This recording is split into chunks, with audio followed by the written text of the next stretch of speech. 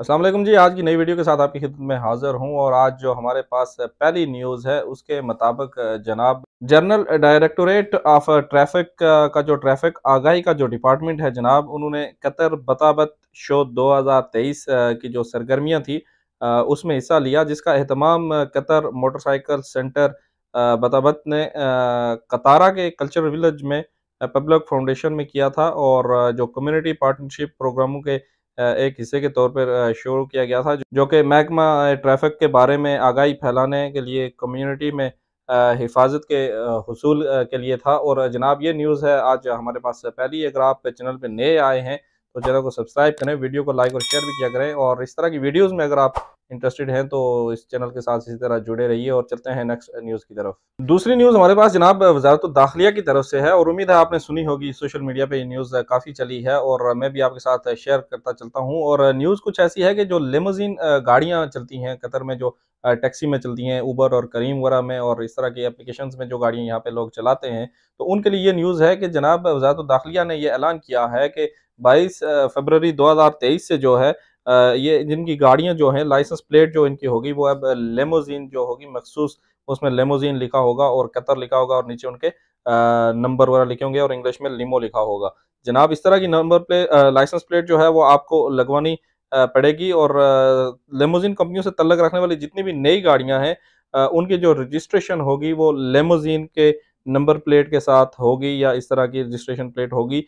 और जो पुरानी गाड़ियाँ हैं, जो लोग पहले से गाड़ियाँ चला रहे हैं लिमोज़िन कंपनियों में, तो उनको जो अपना गाड़ी का जब इस्तेमारा वगैरह वो रिन्यू करवाने के लिए जाएँगे तो उस वक़्त उनको इस चीज़ की ज़रूरत पड़ेगी और ये काम अब ज़रूरी हो चुका है ताकि एक मख़सूस अंदाज़ से इन गाड़ियों को चलाया जाए और इनकी पहचान की जाए कि ये लिमोज़िन में ये गाड़ी चल रही है या प्राइवेट गाड़ी है। ये न्यूज़ थी हमारे पास दूसरी। और चलते हैं नेक्स्ट न्यूज़ की तरफ।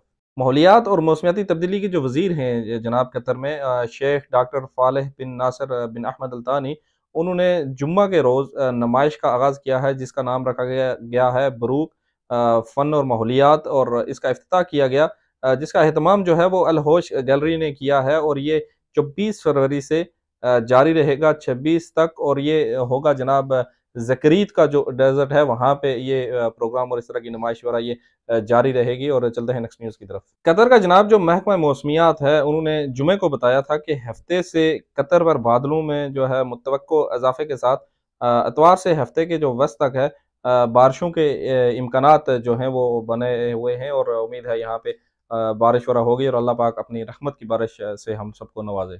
चलते हैं नेक्स्ट न्यूज़ की तरफ। जनाब शेख तमीम बिन हमद अल तानी ने भेजा है जनाब एक बरकी पैगाम कुवैत के जो अमीर हैं उनके लिए और जिनका नाम है नवाफ अल अहमद अल जाबर अल सबा, और ये उनको बरकी पैगाम जो है कतर की तरफ से भेजा गया जनाब जो कुवैत का जो नेशनल डे है वो उसके हवाले से ये उनको भेजा गया। और चलते हैं नेक्स्ट न्यूज़ की तरफ। लास्ट न्यूज़ की तरफ जाने से पहले आपसे छोटी सी रिक्वेस्ट, अगर आप इस तरह की वीडियोज़ में इंटरेस्टेड हैं तो चैनल को सब्सक्राइब करें, वीडियो को लाइक और शेयर भी करें। और जो लास्ट न्यूज़ है हमारे पास वो है जनाब इज़्ज़त माब डॉक्टर खालिद बिन मोहम्मद अल अतिया जो हैं वो नायब वज़ीर-ए-आज़म हैं और वज़ीर ममलिकत बराए दिफ़ाई अमूर भी हैं। उनकी सरपरस्ती और मौजूदगी में जो है मोहतरम लेफ्टिनेंट जनरल पायलट सालम बिन मोहम्मद अल नाबत और चीफ ऑफ स्टाफ जो है उनकी मौजूदगी में मुसल्लह अफ़वाज की अमीरी बहरिया ने जो है बहरी अड्डे उम अल होल में साहिली दिफ़ाई मंसूबे का इफ्तिताह किया। और जनाब ये थी न्यूज़ आज हमारे पास यहाँ पे कतर से। और कल मिलेंगे इंशाल्लाह आपसे दोबारा 2 बजे के टाइम, और क्योंकि 2 बजे का टाइम जो है इस वक़्त मेरी वीडियोज़ लाइव होती हैं चैनल पे। और इंशाल्लाह कल आपसे फिर मुलाकात होगी, तो अपनी दुआओं में याद रखिएगा। अल्लाह हाफ़िज़ और खुदा ए पामान।